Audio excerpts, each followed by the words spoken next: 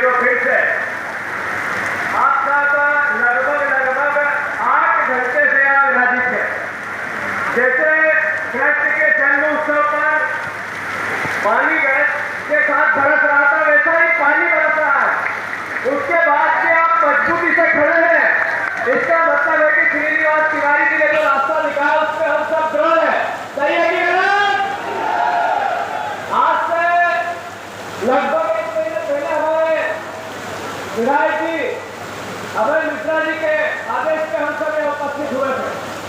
हमने कई सवाल किए थे, भ्रष्टाचार की बातें की थी। यहाँ के मंत्री से भी कहा था कि आप जवाब देना, 1 महीने बाद फिर आएंगे हम। आज तक जवाब दिया, इसका मतलब था कि हमने जो कहा था वो सही था। भाइयों, हमने जो कहा था कि भ्रष्ट मंत्री है, छुपावानी है, वो सही था। एक नेता थे श्रीनिवास तिवारी जी, जिन्होंने चुनाव जीताया हरा, परिस्थिति कैसी भी रही और अपने सिद्धांतों से समझौता नहीं किया। सही है कि गलत?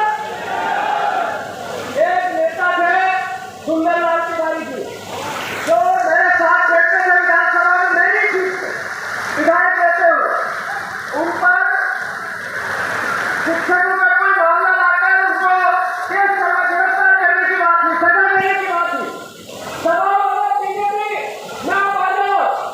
पर सुंदरलाल तिवारी जी ने हर प्रकार की विपदा का सामना किया, पर बीजेपी के सिद्धांत से समझौता नहीं किया। सही है कि गलत? अभी मैं हमारी बहन आदरणीय अरुणा तिवारी जी को मैं धन्यवाद देता हूँ कि हम सबको जोड़ा उन्होंने। श्रीनिवास तिवारी जी की जो विचार है उसके साथ आपको हमको जोड़ा।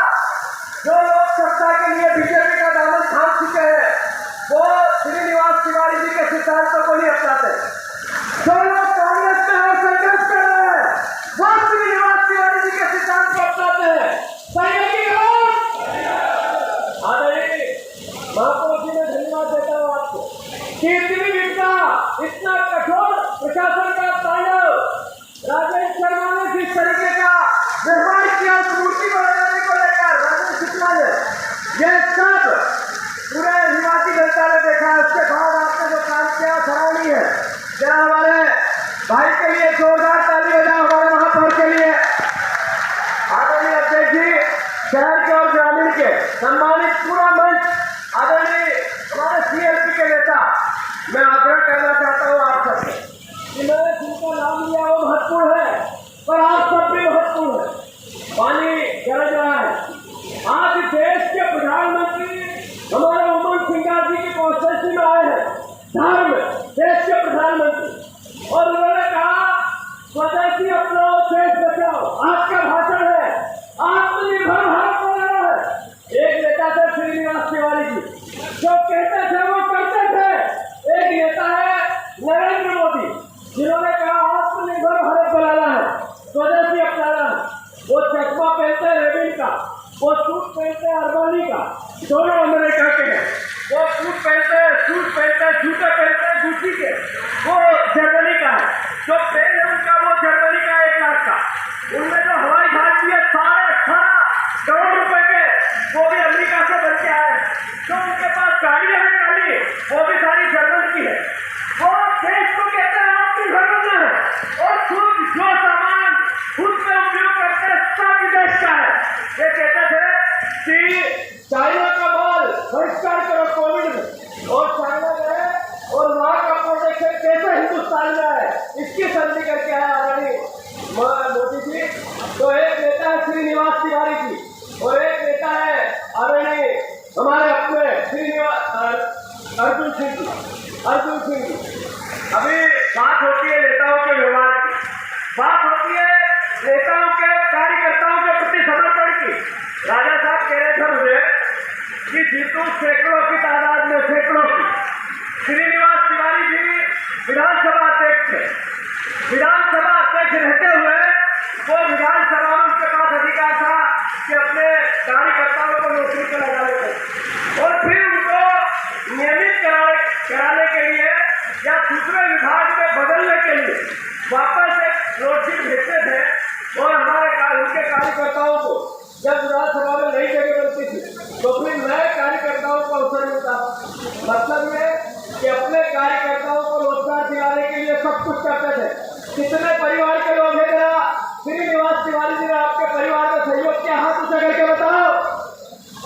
ये देखो एक नेता के लिए इतने लोग जो आज स्वर्ग में है, हमारे बीच नहीं है, जिनके 100 साल हो गए उम्र के, जब पैदा हुआ उससे आज तक, उसके बाद भी इतनी भावना उनके बीच में। आदरणीय साथियों, मैं अनुरोध करना चाहता हूँ, ये एक बीजेपी का संकल्प पत्र है जो आज से 2 साल पहले आदरणीय मोदी जी ने मोदी गारंटी के रूप में इसको प्रदेश के सामने लाए थे। पत्रकार बंधुओं, नीचे लिखा है मोदी गारंटी, देखा आपने? ये दिखा आप लोगों को कि ये मोदी गारंटी का बीजेपी का घोषणा पत्र है। आज मोदी जी प्रदेश में है, अगर वो प्रदेश में है और उन्होंने कहा कि मध्य प्रदेश की समृद्धि के लिए हम काम करेंगे, तो उनको बताना पड़ेगा कि गेहूं के आपने 2700 के दाम के कही थी मोदी गारंटी दी थी, पूरी क्यों नहीं?